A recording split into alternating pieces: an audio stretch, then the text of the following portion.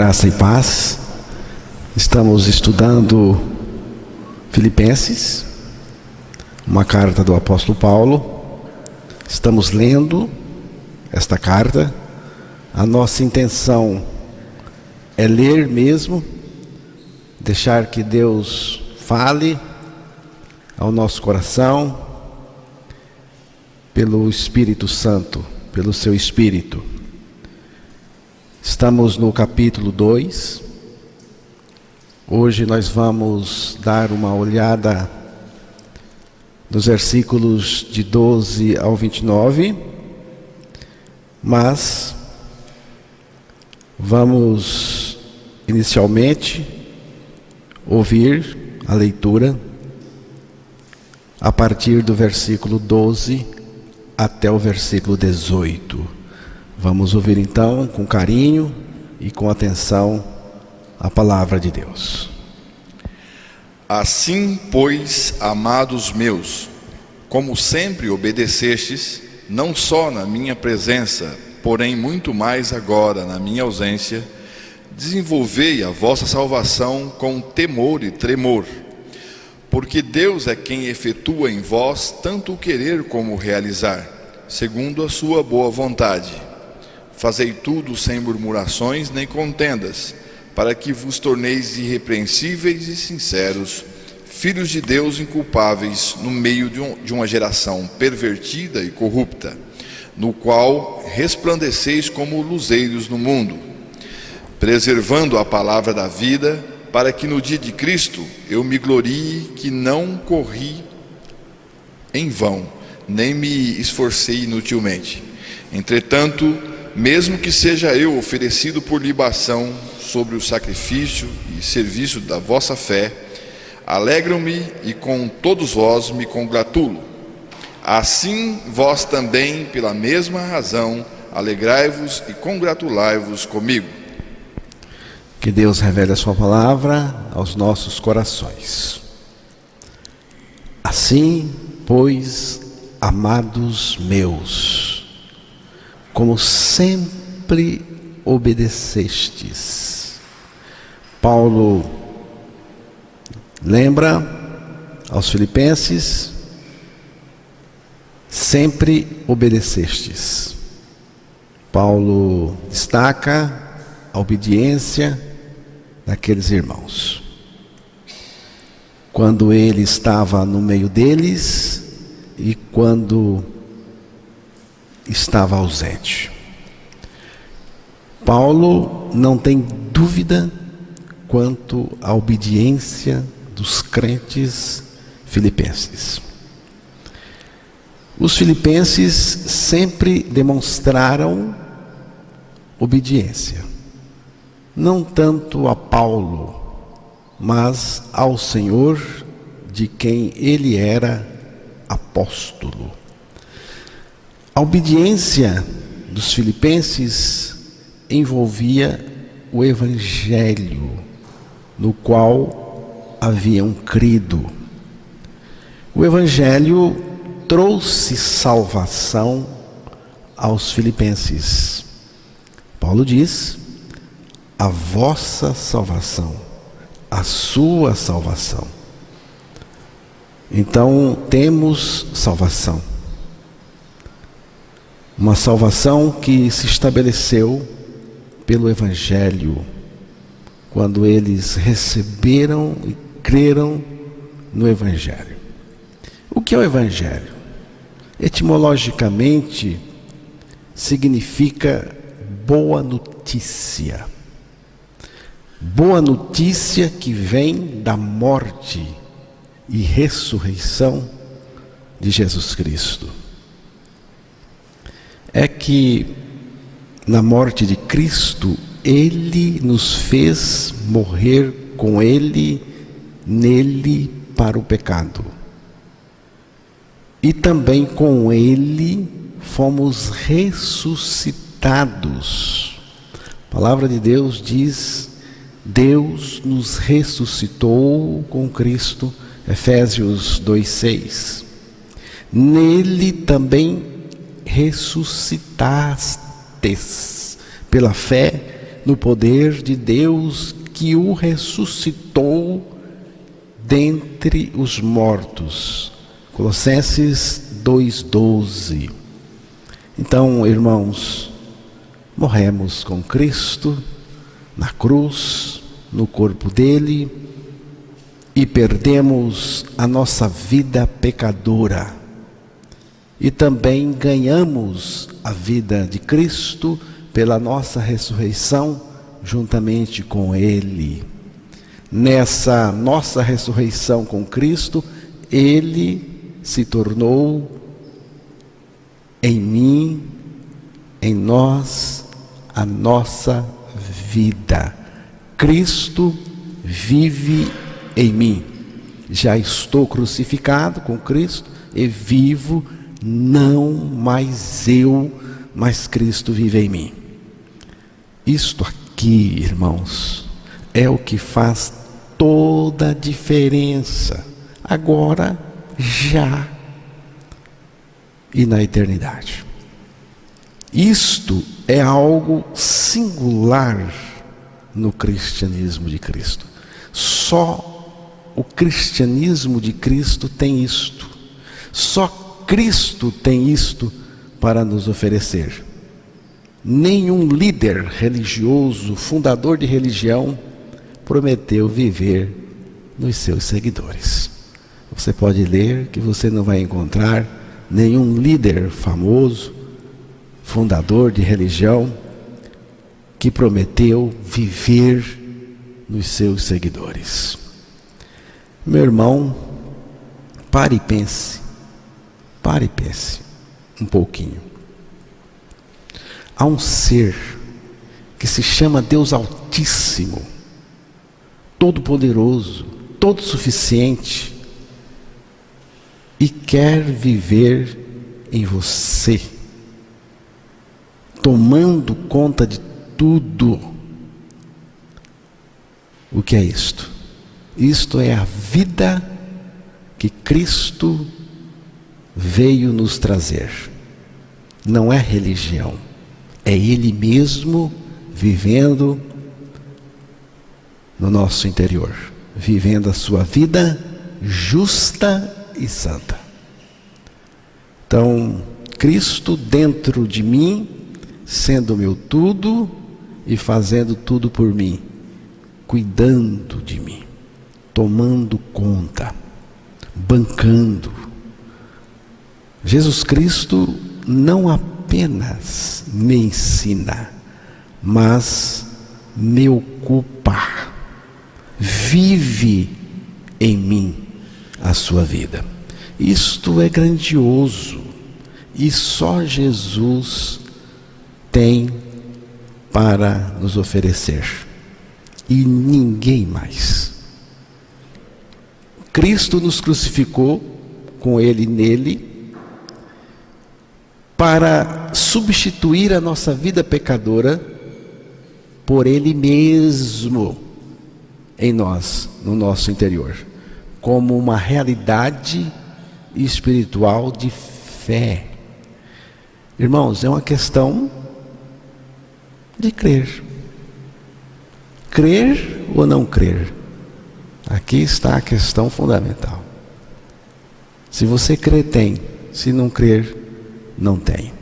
Então, Cristo vive espontaneamente em nós em todas as circunstâncias. Precisamos crer nisto. Ele venceu, Ele, Cristo, Jesus Cristo, venceu. Ele venceu no mundo, venceu na cruz, venceu na ressurreição, e agora Ele vive em nós a sua vitória.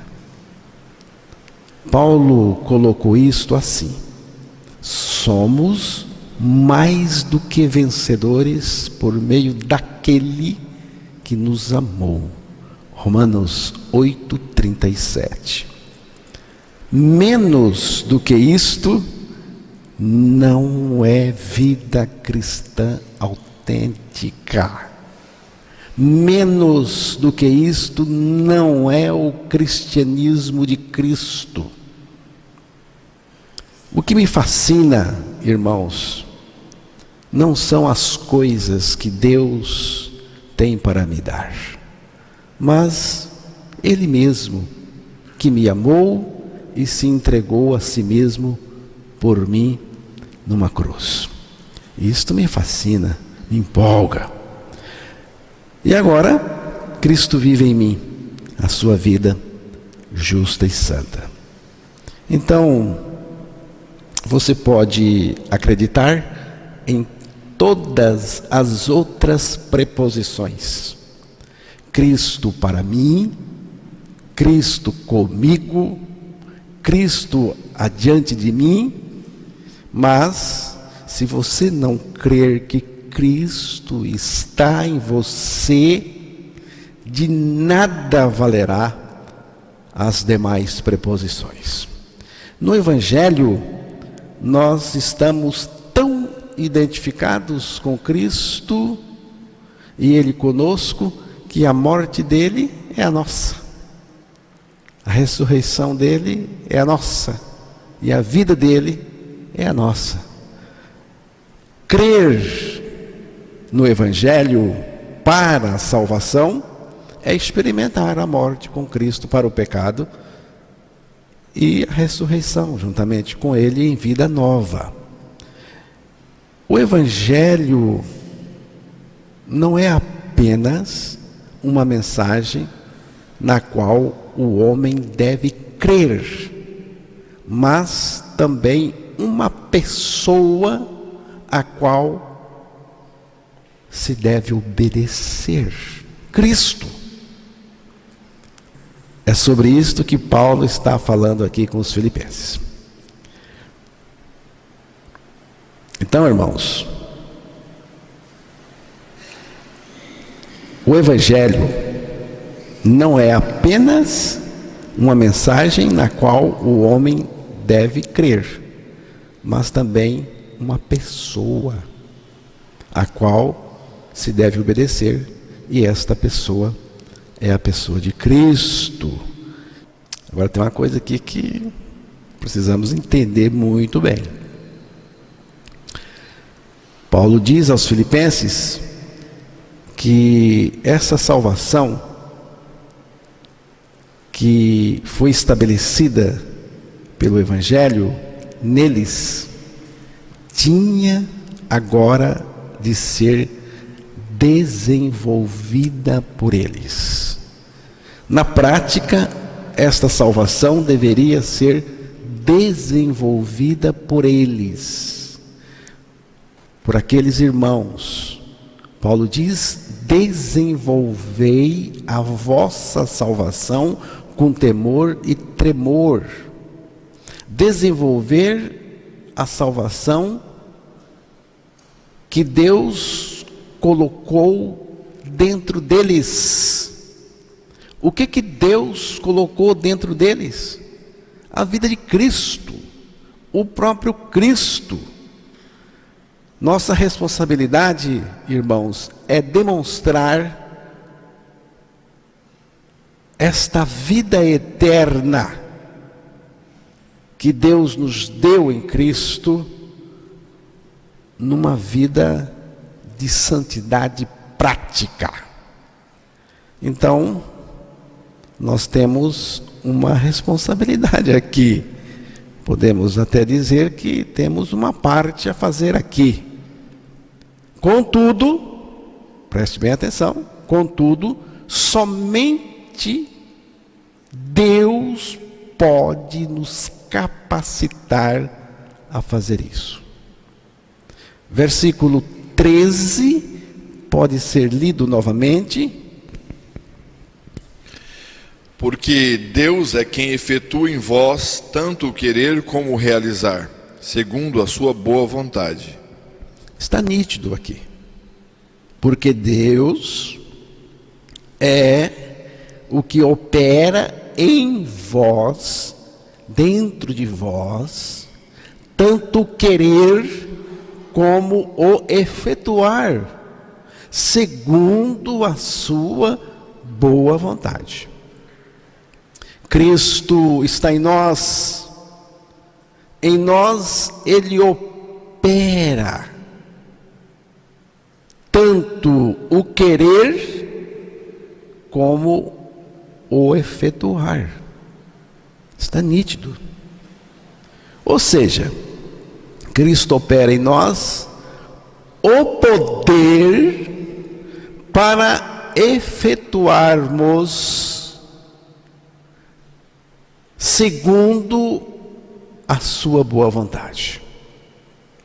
Desenvolver a salvação não com o nosso poder, porque nós não temos poder próprio. Desenvolver a salvação não com o nosso poder, mas com o poder de Cristo que opera em nós. Por isso, o fazemos com temor e tremor, diz aqui. Ou seja, com reverência por este Deus, com respeito total por este Deus, que tudo pode, e dependendo deste Deus, dependência total dele, porque sem ele não podemos fazer nada. Então, para a nossa salvação, tanto no ato de salvar, como na manutenção dessa salvação, nada podemos fazer. Mas, depois de salvo, depois que a pessoa foi salva, ela pode desenvolver a sua salvação mediante o poder de Deus, o poder de Cristo, que está se manifestando nela, está agindo nela, está operando nela, criando toda a condição para isto. Hebreus capítulo 13, versículos 20 e 21.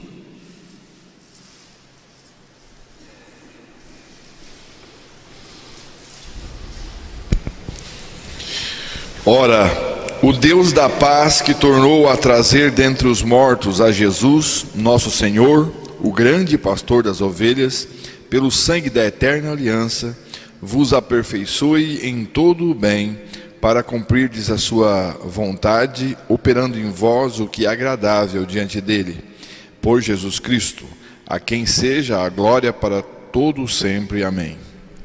Ele opera em nós o que é agradável. Então, a operação é por conta dele. Bem,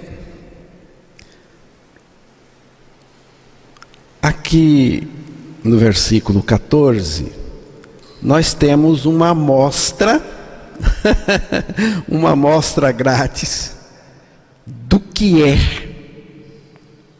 esse desenvolver a salvação. Apenas uma amostra. Vamos lá? Versículo 14.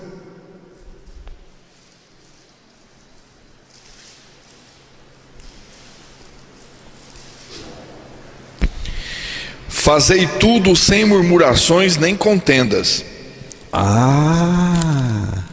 Agora o bicho pega. Fazei todas as coisas, irmãos, por favor, todas as coisas são todas as coisas mesmo. Fazei todas as coisas sem murmurações nem contendas. Fazer tudo sem murmurações, sem gemidos, sem contendas, sem encrencas, sem rosnar, sem grasnar e sem provocações. Sinceramente, irmãos, eu fiquei pensando neste texto quando estava meditando para estudarmos aqui. Eu fiquei pensando neste texto. E cheguei ao seguinte raciocínio: só morto preenche esse requisito. Mas esta é a proposta, irmão Evaldo, de Cristo, do Evangelho. Deus nos crucificou com Cristo, nos libertando de nós mesmos, do pecado, e nos supriu da sua vida pela nossa ressurreição juntamente com Ele. Então, irmãos, nós não temos condições de cumprir este texto por nós mesmos. Nós não temos condições de cumprir este texto sem que Deus primeiro remova a nossa vida pecadora, o nosso ego adoecido pelo pecado, através da nossa morte com Cristo na cruz,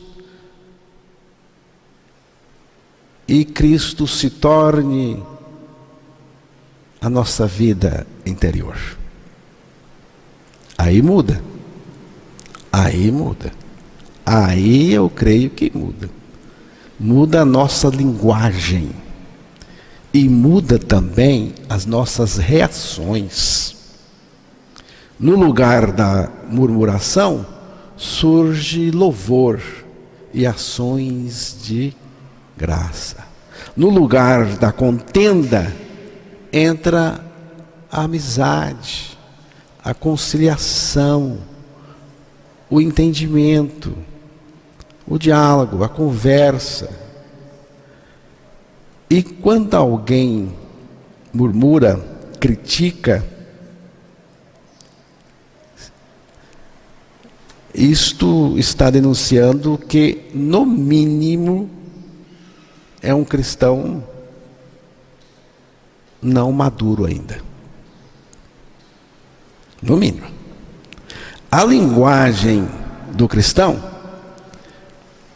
tem este selo de qualidade: ações de graça a Deus por tudo e em tudo.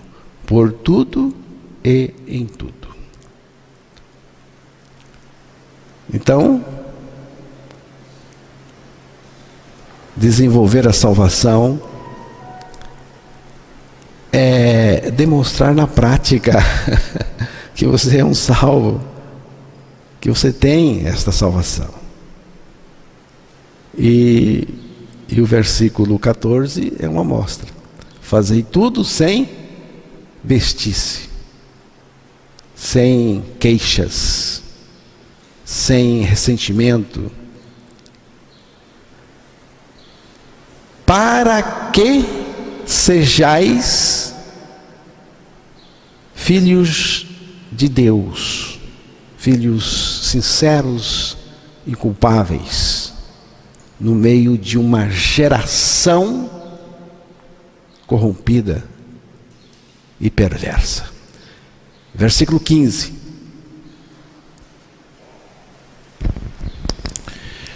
Para que vos torneis irrepreensíveis e sinceros, filhos de Deus inculpáveis no meio de uma geração pervertida e corrupta, na qual resplandeceis como luzeiros no mundo.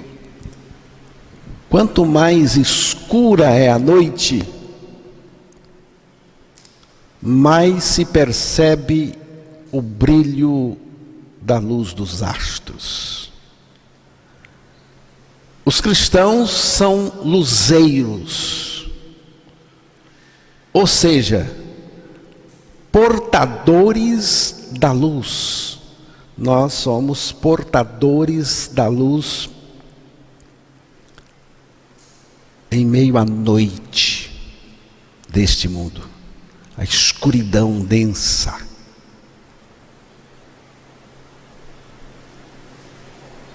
Luzeiros, portadores da luz. Quem é a luz? Cristo é a nossa luz. A vida de Cristo em nós é a luz. Irmãos, a igreja de Cristo é como a lua. É como a lua. A lua não tem luz própria, mas transparece a luz do sol na lua. Ela manifesta, transparece a luz solar que ela recebe. Sem esta luz, ela seria escura. A igreja é assim. Nós não temos luz própria. A nossa luz é Cristo. E nós manifestamos esta luz que é Cristo neste mundo. Somos pontos iluminados. Cristo em nós, na noite deste mundo. Aí você vai dizer, mas está ficando cada vez pior. Quanto mais escuro, mais a luz vai aparecer. Não podemos criar luz, mas podemos manifestá-la, de modo que Jesus seja visto em nós, porque o importante é Ele ser visto em nós. Gente regenerada, portadora da vida de Cristo, portanto, filhos de Deus inculpáveis, vivendo no meio de uma geração corrompida e perversa. Mas, preste atenção, sem ceder ao pecado e sem perder o foco da vida deles, que é Cristo. Pessoas em meio a um ambiente com cheiro de podre, mas seus corações exalam o perfume de Cristo. Vivemos em um ambiente de lixo, pecaminoso, podre, fede, mas nossos corações exalam o bom cheiro de Cristo, o perfume de Cristo. Gente que está no meio de uma geração corrupta, mas o seu coração é impoluto, santo, imaculado, limpo e honesto. Uma vida que não possui poluição, nem pode ser poluída, porque é a vida de Cristo em nós. A vida de Cristo, ela não tem poluição. E o mais importante ainda, ela não pode ser poluída, porque ela é a vida de Cristo. A vida de Cristo em nós. O termo sincero significa sem mistura, não adulterado, sem disfarces. Não adianta disfarçar o pecador em santo. Se não for santo, não adianta disfarce religioso nenhum. Não há disfarce religioso que resista, se a pessoa não é regenerada de fato. A expressão geração corrompida e perversa, ou pervertida e corrupta, é uma referência à velha natureza, estragada, arruinada, danificada, estragada, apodrecida no pecado. É a condição da natureza das pessoas e suas características.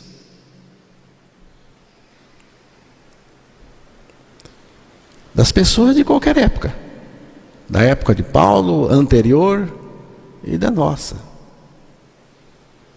Os filhos de Deus nasceram de novo. Por isso são filhos de Deus. Deus trocou essa natureza pervertida neles. É a mudança que Deus opera. E isto também é o que nos diferencia de todos os demais. Tá, irmãos? Nós não somos diferentes porque somos melhores e temos mais coisas. Nada disso. Somos diferentes porque somos filhos de Deus. Deus trocou a nossa natureza. É aqui que está a mudança, reside a mudança. Segunda carta de Pedro 1, versículos 3 e 4.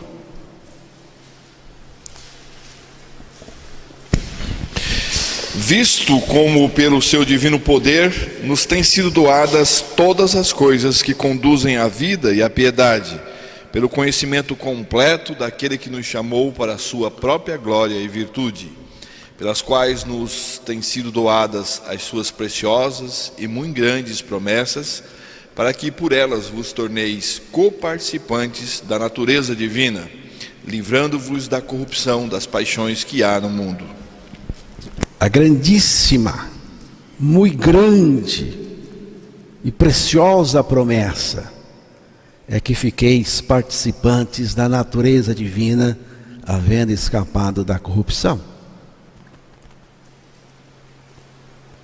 Todo aquele que nasceu de novo, mediante a morte e ressurreição, em Cristo, é portador de uma natureza, a natureza divina, a natureza de Deus, a natureza de Cristo, do caráter de Cristo. Os filhos de Deus fazem tudo sem murmurações, nem contendas, para o louvor de Deus. É assim que temos que ser neste mundo. Gente lamurienta, murmuradora, queixosa, briguenta, pede briga, encrenqueira, agressiva, provocadora, causadora de confusões, precisa nascer de novo em Cristo. Versículo 16 de Filipenses 2. Preservando a palavra da vida, para que no dia de Cristo eu me glorie de que não corri em vão, nem me esforcei inutilmente. Retendo a palavra da vida, reter. Preservando a palavra da vida. Estou pegando aqui versões diferentes.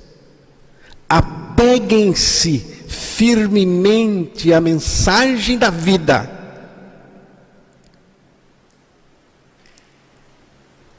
Entregando a mensagem da vida. Que mensagem da vida é esta, irmãos?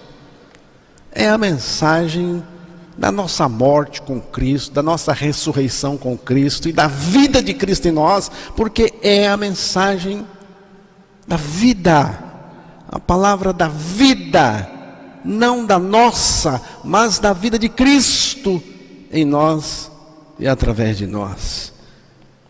E também temos que entregar esta mensagem a esta geração perdida, corrupta, perversa.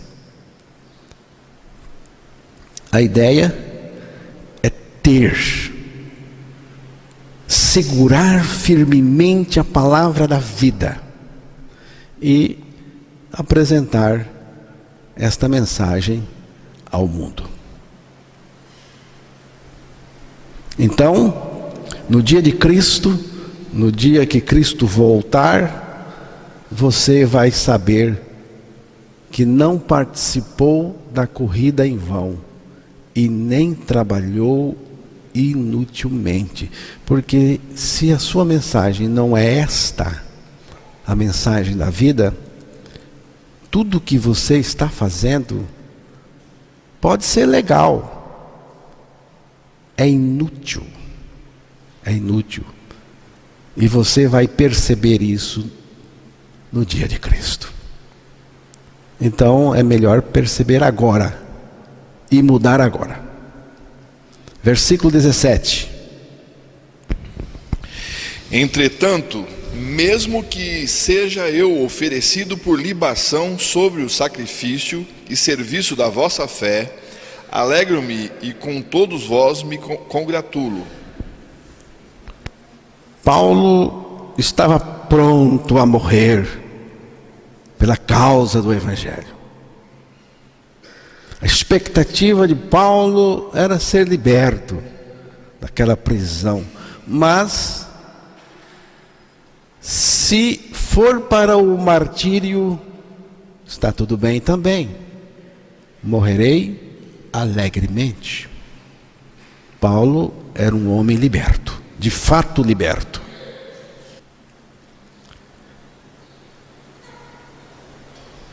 Depois, na sequência, Paulo destaca a confiança no Senhor Jesus Cristo. Ele fala também da alegria, principalmente da alegria em servir a Deus em meio a lutas e duras provas.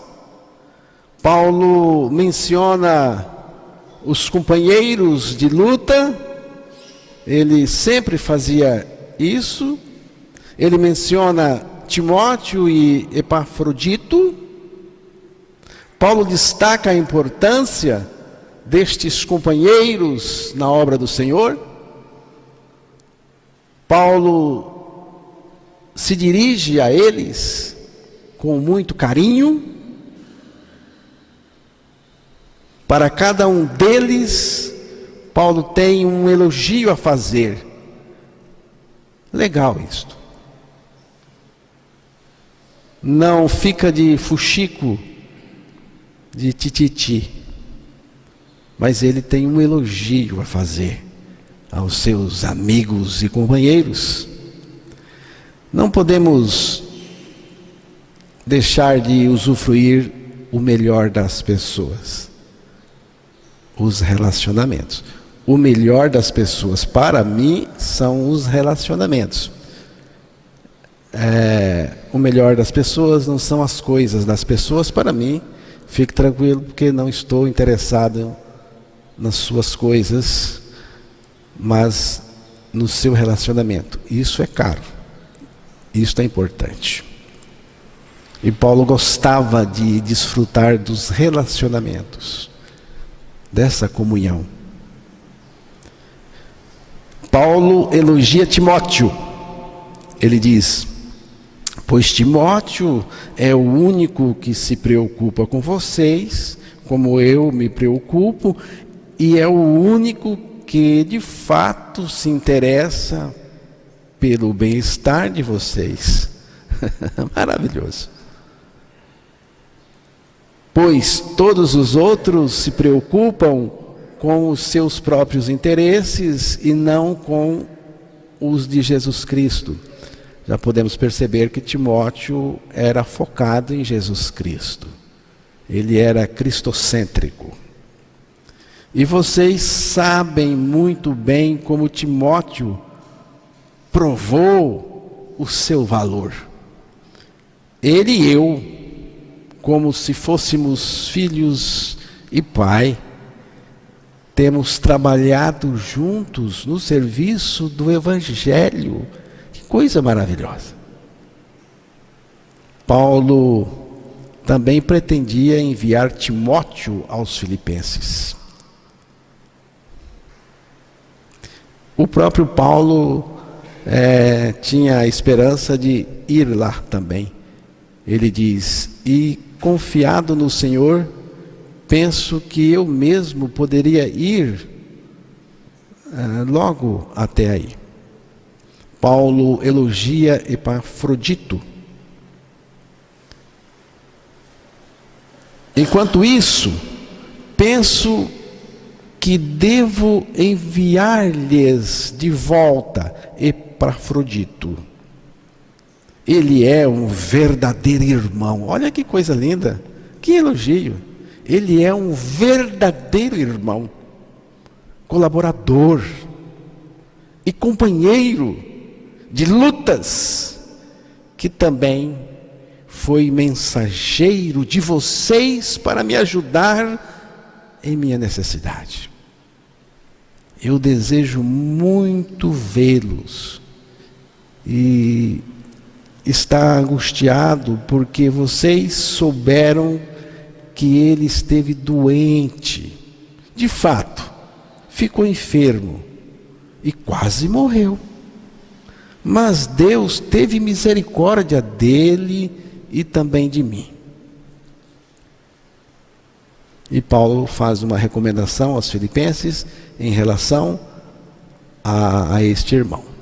Recebei-o, pois, no Senhor com toda alegria, e honrai sempre a homens como esse, pois arriscou a vida pela obra de Cristo, e esteve a ponto de morrer, enquanto fazia por mim o que vocês mesmo não podiam fazer. Então, irmãos, é importante admitirmos que nós precisamos de ajuda. Eu preciso de ajuda. Nós precisamos de ajuda uns dos outros para podermos crescer no aspecto humano e também espiritual. Que tal dar uma chance para você? Eu preciso de ajuda, você precisa também. Preciso lhe dizer que todos nós precisamos de amigos. São os amigos verdadeiros, que nos dão colo quando precisamos, que vão ao nosso encontro, que nos ajudam quando precisamos. São esses amigos também que falam aquelas verdades que precisamos ouvir. Nem todo mundo tem condições de dizer. Se eu chegar para você e falar umas verdades, não fique bravo, entenda que eu sou o seu verdadeiro amigo. Porque amigo tem essa condição de chegar e dizer. Somos amigos de Jesus, e os amigos de Jesus são amigos também. Se não é amigo de Jesus, eu também não quero ser seu amigo. Eu não quero. Se é amigo de Jesus, eu quero ser seu amigo, porque eu também sou amigo de Jesus, porque Ele nos fez amigos dele e uns dos outros. Nós devemos estar com o Senhor Jesus e com os amigos dele. Esta reunião é muito preciosa para mim, muito, muito, muito mesmo, porque é uma reunião dos amigos de Jesus. A gente se reúne para compartilhar